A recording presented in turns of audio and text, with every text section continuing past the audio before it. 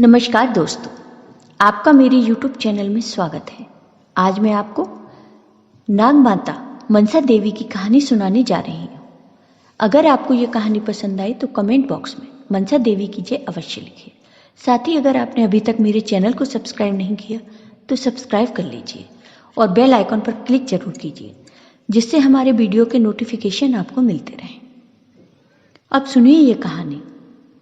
एक नगर में एक सेठ सेठानी रहते थे। त्योहार का समय था।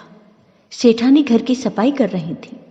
सेठानी घर का सामान इधर उधर सही से रख रही थी। जिस कमरे में सेठानी सफाई कर रही थी उसी कमरे में एक नागिन रहती थी। सेठानी ने नागिन देख नहीं पाई और नागिन के ऊपर भारी बक्सा उठाकर रख दिया। बक्से के वजन के कारण नागिन दबकर वहीं मर गई, लेकिन सेठानी पर अनजाने में नाग हत्या का पाप चढ़ गया। समय बीतता है, सेठानी बूढ़ी हो जाती हैं और एक दिन उनकी मृत्यु हो जाती है। फिर सेठानी एक ब्राह्मण के घर जन्म लेती हैं। उनका नाम वैशाली रखा जाता है। वैशाली धीरे धीरे बड़ी होती है। जब उनकी उम्र 20 वर्ष हो जाती है तो उसे एक भयानक बीमारी बिस्बेल हो जाती है। वैशाली के माता पिता वैशाली को बहुत हकीम वैद्य को दिखाते हैं, लेकिन वैशाली ठीक नहीं होती। समय बीतता है। एक सिद्ध महात्मा वैशाली के घर आते हैं। वे वैशाली को देखते हैं और कहते हैं, इसे तो बिस्बेल हो गई है। तब वैशाली के माता पिता पूछते हैं, इसे बिस्बेल कैसे हो सकती है? इसका तो सर्प या नाग से दूर दूर तक कोई वास्ता नहीं।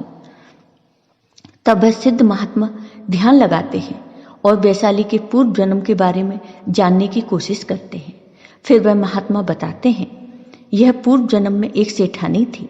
घर की सफाई करते समय एक नागिन की अनजाने में इससे हत्या हो गई।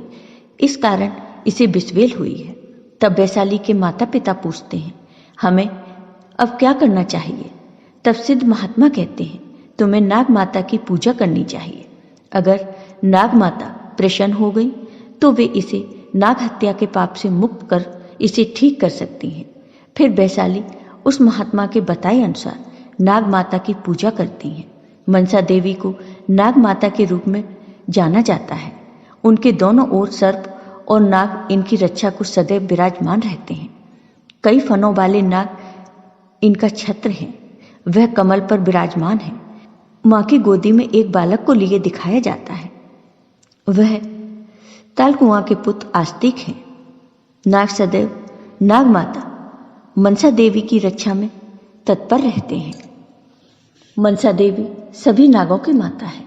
उनकी कृपा प्राप्त होने पर व्यक्ति को कभी नागदंश का सामना नहीं करना पड़ता। नाग माता मनसा देवी की कृपा होने पर नाग दोष दूर होता है।